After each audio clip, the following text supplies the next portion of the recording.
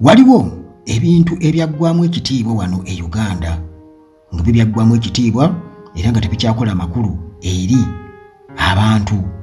Palamenti eya Uganda eyolekedde okuggwamu ekitiibwa. Kino nno kiraga nti waliwo essiga erimaamidde amasiga amalala. Essiga erimu ku masiga 3 agakola gavumenti ya Uganda nti essiga erya executive limaamidde amasiga amalala, kooti ne palamenti. Era kino kirabwa mu bikolwa ebya Anita Among, engeri gy'ayisa olugaayu mu ssiga erya judiciary. Bino byonna biteekeddwa mu musana, anti bagamba nti munnange ow'ebbango bw'otamuwemukira teweebikka. Abamu ku babaka ba palamenti abatasiba zikweya, ono nga ye MP Yoki Alioni afuddeyo n'ayatulira sipiika Anita Among newankubadde nga teyabaddewo mu buntu. Thomas Tayebwa deputy we yabadde akubiriza olutwala lwa palamenti. Omubaka ono Yoki Alion nga akiteeka ku sipiika nga amulumiriza okubeera nti ayisa olugaayu mu kusalawo kwa kooti wamu n'engeri palamenti gyerina okuba nga eddukanyizibwamu oba amateeka agalambika palamenti. Bwabadde bunkeeke bwennyini mu palamenti lunaku lwabadde lwakubiri. Jjukira nti ababaka ba palamenti babadde mu luwummula wiikisi 2 bwe batyo bakomyewo, era memba wa palamenti owa Aringa South ono nga ye Yoki Alioni ewatali yadde munnange n'okukirumamu alumiriza sipiika Anita Among olw'okulemererwa mu ngeri ey'ejjoogo, n'alemererwa okuteeka ekitiibwa mu kooti n'ensalawo yaayo wamu munnange ne parliamentary procedures. Ono eyabadde omukaawu nga omususa bw'atyo nga palamenti ekubiriziddwa, eyabadde ekubyeko ng'ekubiriziddwa deputy speaker Thomas Tayebwa Alion yasabye wabeewo okunnyonnyola okuva eri sipiika lwaki yagaana okubeera nga ateeka service award petition. Gye mumanyi obulungi bannayuganda essente bakomishona bali betwogerako banne bampuuga ze beekomya akawumbi akamu n'obukadde 7 kakati ekiteeso eky'okubajjamu obwesige Anita Among munnange yakiziyiza okubeera nga kigenda ku order paper. Kakati omubaka ono Alioni ng'agamba nti walina okubaawo okunnyonnyola lwaki service award petition yalemererwa okubeera ng'egenda ku order paper, era ng'akakasa nti mukimanyi bulungi nnyo nti service award petition yafuna emikono egyabo ababaka abagisemba giri 186, era ng'agamba nti bano muganda wange kitegeeza nti bw'ogatta omugatte ogw'abantu abali mu constituencies zaabwe bali eyo mu bukadde 4 n'emitwalo 60 egy'abalonzi be bakiikirira, nti kirina okubiteekebwa ku likodi nti ababaka 186 mu palamenti abateeka emikono gyabwe ku petition eno bakiikirira constituencies ezirimu abantu, era n'abakakasa nti njagala munnange okubakakasa nti buli constituency weesanga nga erimu oba buli mubaka eyateeka omukono ku petition eno abantu abamulonda tebakka wansi wa mitwalo 2.5, nti kati olusinga okubisaamu ababaka 186 oba oli mu bukadde 4 n'emitwalo 60 ez'abalonzi bannayuganda bano, era munnange nga basobola bulungi nnyo okubeera nti baditamininga president nti obulunzi nga babeera babuwadde omuntu nga bamulonze asobola bulungi nnyo okufuuka president ow'eggwanga. Kati ababaka 186 nga buli constituency teka wansi w'abalonzi 2.5 kiba kitegeeza nti Buganda wange bukadde 4 n'emitwalo 6 egy'abalonzi nga ababaka babakiikirira. Ekintu kye babeera basazeewo kiba kirina okubeera nga kitwalibwa ng'ensonga enkulu. Naye wano e Uganda omuntu omu bw'ati atuula n'atuula ku palamenti bw'ati olw'okubanga akolera ku remote n'akyankalanya buli kimu, kwegamba eggwanga ne libeera nga liri mu kizikiza olw'obwannakyemalira ewatali munnange akuba ku mukono, kubanga munnange tuli wansi wakuwambibwa, eggwanga lifugibwa ku mudumu gwa mmundu. Kakati petition eno gye twogerako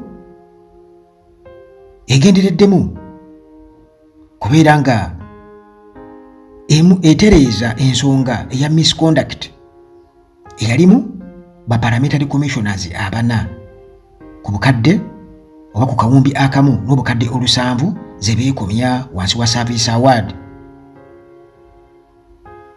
Etuukiriza emitendera gyonna egiyiseemu okusinziira ku Aliyoni, naye Speaker Among asazeewo n'alaga nti akeereesa buli kimu,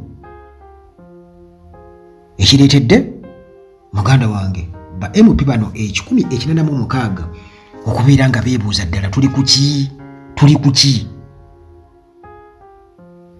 Aliyoni agamba nti Right Honourable Speaker, tukusaba, we are begging for your indulgence to be on record.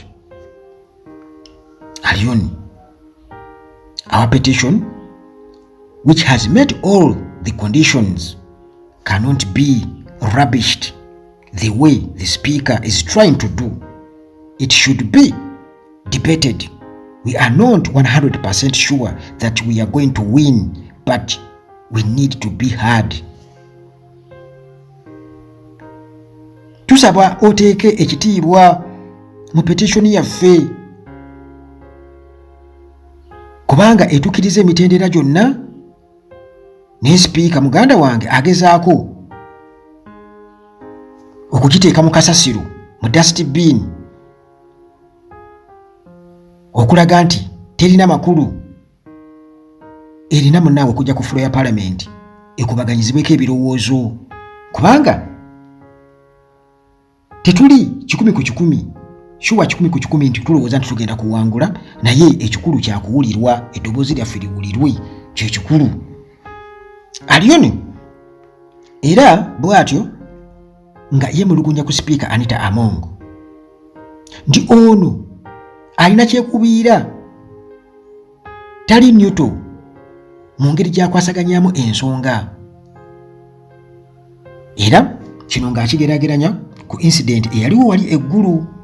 Speaker yakakasa ababaka ba palamenti nti ensonga yaabwe oba ensonga zaabwe zigenda kubeera nga zikwasaganyizibwa nga bazze Kampala mu palamenti, naye okusinziira ku biriwo Speaker era atandise okubeera nga abeepena, nga yeebuuza nti ddala mu butuufu lwaki toli Newto, lwaki tolina kyekubiira? Why are you not being Newto? What is the problem with the Speaker Anita Among? Kizibu ki ekiri ku Speaker Anita Among? Answer eri nti ali ku remote eyani eya General Museveni. Kale bw'atyo n'agamba nti twagala petition, tusaba eteekebwe ku fulo ya parliament, eteekebwe mu order paper, ekubaganyizibweko ebirowoozo. Temugenda kubeera nga muyiwa bannayuganda, tetugenda kubeera nga tuyiwa institution ya parliament mu ggwanga lino, tetugenda kukikola kino, tetugenda kubeera bajulizi, tetuli beetegefu kubeera bajulizi ku kino mu byafaayo. Bwe twali eggulu Speaker Anita Among yatukakasa nti temuleeta manyanga gammwe wano bwatu bye yagamba. Eyo ensonga tugenda kuba tugikwasaganya nga tuzze e Kampala. Essaawa eno ali luddawa yeekwese. Kakati bo bagamba nti bamulindiridde era babadde bamulindiridde okugasimbagana naye. Ali luddawa? Lwaki adduka? Twagala ensonga eno okubeera nga munnange eyogerwako.